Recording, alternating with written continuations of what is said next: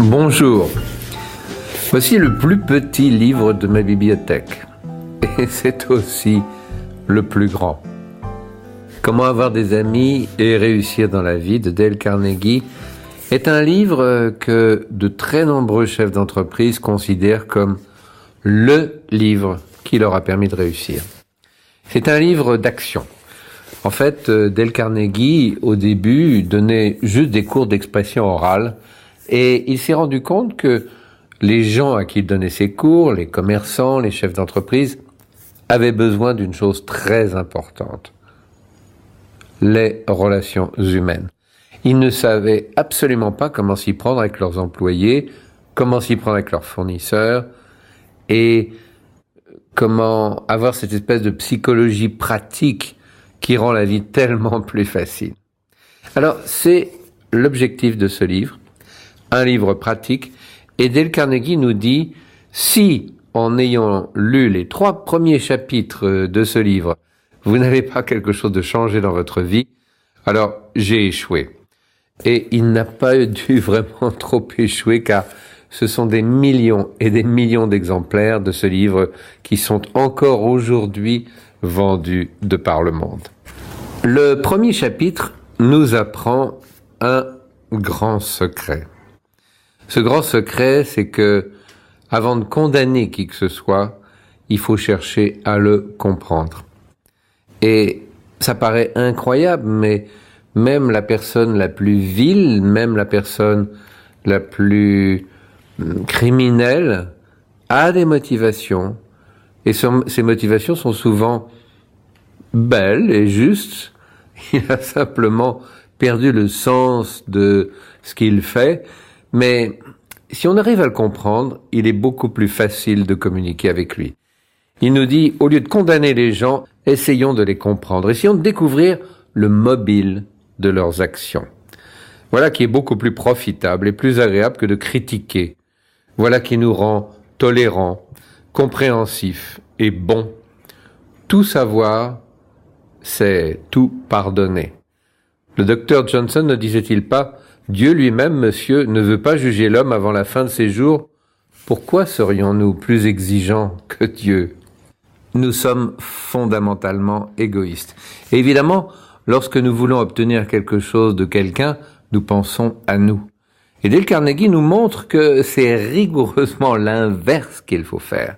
Et il conclut son second chapitre en disant: éveillez d'abord un ardent désir chez celui que vous voulez influencer. Celui qui peut réaliser cela s'attache toutes les sympathies et tous les concours.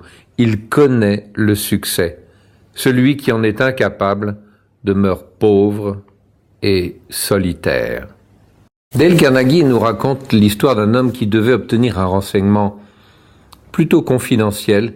Il n'y avait qu'une seule personne au monde qui avait ce renseignement. Alors il va voir cette personne, l'interroge, et le gars est fuyant, ne dit pas grand-chose, évite toute discussion.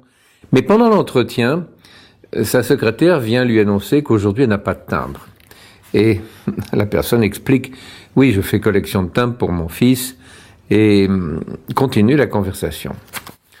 Alors la personne qui était chargée d'avoir ce renseignement rentre à son bureau complètement dépité d'avoir échoué et brusquement se souvient que il a parlé de timbres et que dans son entreprise, il y a un service étranger qui reçoit des timbres du monde entier. Il demande donc au service de récupérer tous les timbres, va les faire porter à la personne et va le revoir. Et là, l'accueil est complètement différent. Le gars lui parle de timbres, lui explique des tas de choses, lui dit combien son fils était content et évidemment donne tous les renseignements dont il avait besoin, va même jusqu'à téléphoner à d'autres personnes pour compléter les renseignements. Donc qu'est-ce qui s'est passé dans cette anecdote? Eh bien, tout simplement, il s'est intéressé à l'autre. La conclusion de Dale Carnegie, c'est: si vous voulez gagner l'amitié des gens, voici la première règle à suivre. Intéressez-vous sincèrement à eux. On me demande souvent mon opinion sur les vidéos. Et une des caractéristiques de très nombreuses vidéos, c'est que les gens ne sourient pas. Or, le sourire, c'est vraiment une façon de dire à l'autre qu'on l'apprécie, qu'on l'accueille. Voilà ce qu'en dit Dale Carnegie dans son chapitre suivant. Un sourire ne coûte rien, mais il crée beaucoup. Il ne dure qu'un instant et le souvenir en persiste parfois toute une vie. On ne peut l'acheter, le mendier, l'emprunter ou le voler, mais il sert absolument à rien tant qu'il n'a pas été donné. Aussi, lorsque dans votre course, vous rencontrez un homme trop las pour vous donner un sourire, laissez-lui le vôtre. Car nul n'a plus besoin d'un sourire que celui qui n'en a plus à offrir. Voilà, c'est un beau cadeau que d'offrir un sourire. Napoléon III pouvait se souvenir du nom de toutes les personnes qu'il rencontrait. Alors, il avait quelques astuces. Par exemple, il disait « excusez-moi, je n'ai pas bien compris votre nom » et faisait répéter la personne.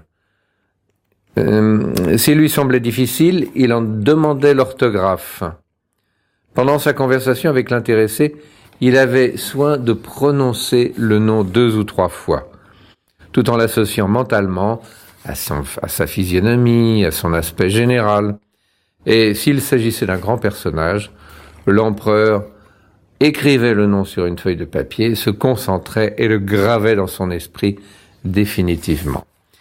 Alors pourquoi vous parlais-je de ça? Eh bien, parce que la règle numéro 3 de Dale Carnegie, c'est « Souvenez-vous que le nom d'un homme est pour lui le mot le plus agréable et le plus important de tout le vocabulaire. » Alors, il y a une règle pour être désagréable et pour que les gens se détournent de vous systématiquement.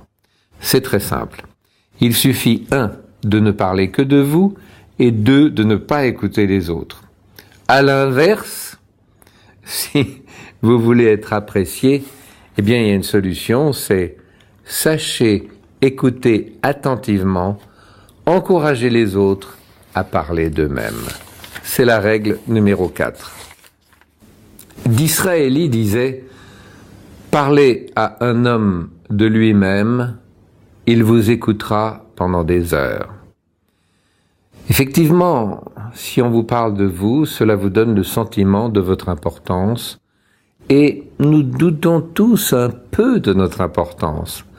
Donc, nous apprécions les gens qui nous accordent de l'importance, qui font notre éloge, qui nous parlent de nous.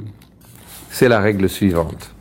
Bouddha a dit « Ce n'est jamais la haine qui met fin à la haine, c'est l'amour. » Alors, dans le chapitre suivant, Dale Carnegie nous livre un secret incroyable pour remporter toutes les querelles.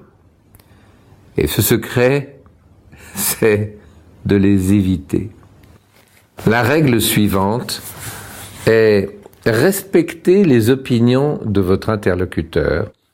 Ne lui dites jamais qu'il a tort. Alors vous me direz, ben oui, mais s'il a vraiment tort, eh bien, il y a toujours des façons plus diplomatiques de dire les choses.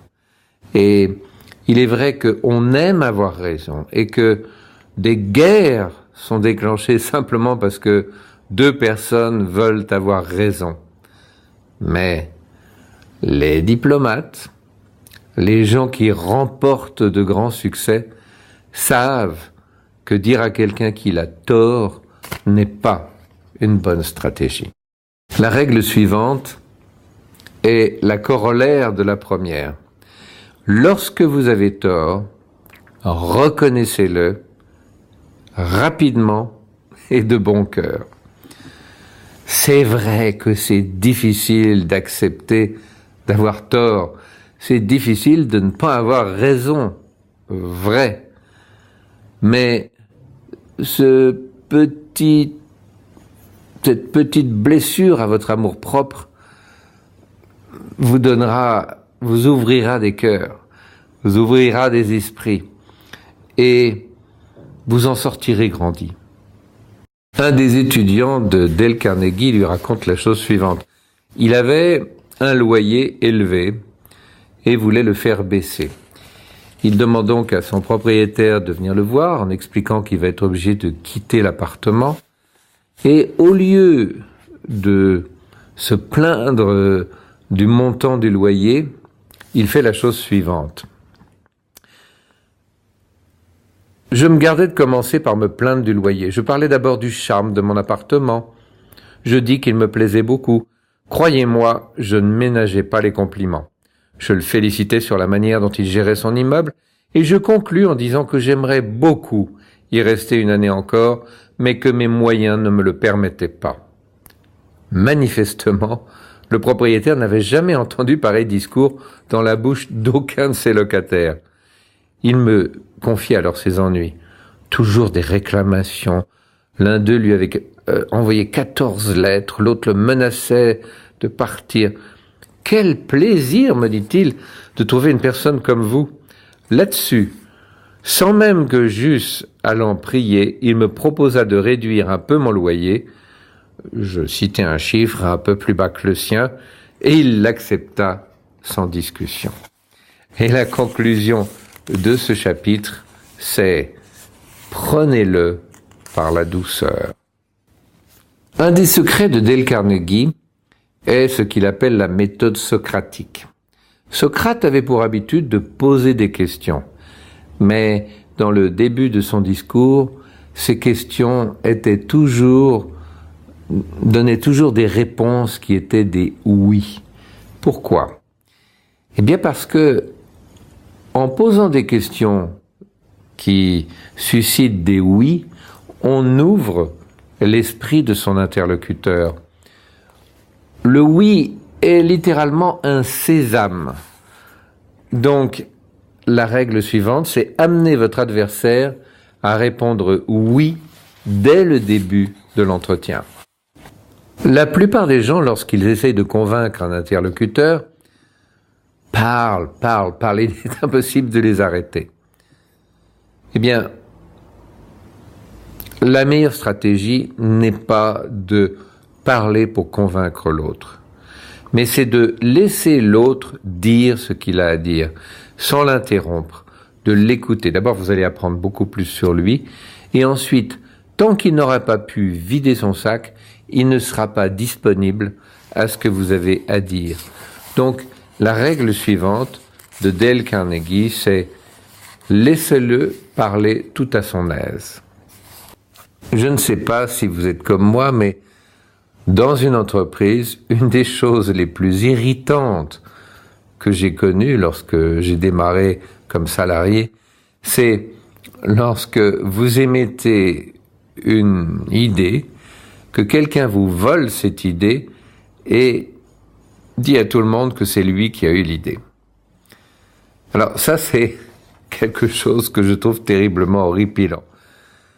Mais j'ai lu le livre de Dale Carnegie et la règle suivante, c'est laissez-leur croire qu'ils ont agi de leur propre initiative. Et j'ai donc utilisé cette stratégie, par exemple, pour mettre en place des idées dans les entreprises dans lesquelles j'ai travaillé. Très souvent, j'émettais une idée, puis je faisais croire à mon interlocuteur, à mon patron, que c'était lui qui avait eu cette idée. Et alors, il n'y a aucun problème pour donner à penser à l'autre que c'est lui qui a eu une idée. Toujours, la personne va accepter ce fait. Et ensuite, bien sûr, je m'arrangeais pour que ce soit à moi de mettre en place l'idée brillante qu'avait eue mon patron. Eh bien, j'ai obtenu 10 fois plus que si j'avais défendu avec hargne ma propre idée. Le fait que vous donniez à penser à l'autre que c'est son idée donne évidemment beaucoup plus de puissance à cette idée. Dale Carnegie nous dit « Si vous ne vous souvenez que d'une seule chose dans ce livre, que ce soit celle-ci, essayez sincèrement de comprendre le point de vue de votre interlocuteur. En d'autres termes, développez votre empathie, votre capacité de vous mettre à la place de l'autre. Le chapitre 9 est particulièrement intéressant. N'aimeriez-vous pas connaître une phrase magique, nous dit Dale Carnegie, grâce à laquelle vous éviteriez les querelles, vous feriez évanouir les rancunes, vous stimuleriez les bonnes volontés et inciteriez votre auditeur à vous écouter attentivement? Oui. Eh bien, cette phrase est la suivante. Vous avez raison. Je vous comprends très bien. Si j'étais à votre place, il est probable que j'en aurais fait tout autant. Un spécialiste des créances explique que si on fait appel aux bons sentiments d'une personne, on obtient de bien meilleurs résultats que si on le considère comme un escroc. Voilà ce qu'il en dit. L'expérience m'a appris une chose. Quand une créance est contestée et qu'il est impossible d'obtenir les précisions nécessaires, le mieux est d'admettre d'emblée la bonne foi et l'honnêteté du client. D'une manière générale, les acheteurs sont réguliers et tiennent à faire face à leurs engagements. Plutôt rares sont les exceptions à cette règle. Et je suis persuadé que même l'individu qui a tendance à tricher réagira favorablement si vous lui montrez que vous le tenez pour un commerçant intègre et loyal. Donc la règle, c'est faites appel aux bons sentiments des autres. La règle suivante pourrait être une règle de copywriting. C'est frapper l'imagination de votre auditeur. En fait, quand on dit quelque chose, si on ne prend pas une image, une anecdote, quelque chose qui parle à son imagination, si on n'emploie pas des mots images, c'est exactement comme un robinet d'eau tiède. Il faut frapper l'imagination. Charlie Schwab, l'homme d'affaires, l'homme de confiance d'Andrew Carnegie, le roi de l'acier, arrive un jour à un endroit où l'équipe ne coulait pas beaucoup d'acier. Il y avait des coulées et il y en avait peu par rapport aux autres équipes. Alors il s'approche de l'équipe et il écrit par terre à la craie 6. Et il s'en va. Évidemment, tout le monde se demande ce que ça voulait dire. Et le contremaître explique qu'il lui a demandé le nombre de coulées qui avaient été faits dans la journée, qu'il avait dit 6 et qu'il avait écrit 6. Le lendemain, à la place du 6, il avait été effacé et avait un 7. Et le surlendemain, il y avait un 8. Et l'équipe est devenue une des plus brillantes de l'usine. Lancez un défi aux gens et ils réagiront beaucoup plus fortement que si vous leur faites des reproches. Il y a des situations où on doit critiquer, où on doit dire des choses pas toujours agréables à entendre. Eh bien, Dale Carnegie nous dit, si vous dites directement ça, les oreilles de l'auditeur se ferment instantanément et il n'entendra même pas ce que vous lui dites. La seule et l'unique façon de faire un reproche, une critique, une suggestion, c'est de commencer par des louanges, par des compliments. Alors à ce moment-là, vous avez les oreilles de votre auditeur qui sont toutes grandes ouvertes et vous pouvez lui faire prendre conscience de ce qu'il ne va pas et ce qu'il doit changer. Le corollaire de la règle précédente, c'est que lorsque vous avez fait des erreurs, il est bien d'en parler tout d'abord et d'admettre que vous aussi vous faites des erreurs, ce qui est tout à fait normal. Dale Carnegie nous donne des conseils pour corriger les gens sans les offenser ou les irriter. Il nous explique, ne donnez pas des ordres directs. Offrez des conseils, mais sous forme de questions. C'est le principe de la maïeutique, c'est-à-dire que vous aidez l'autre à découvrir quelque chose en lui posant des questions.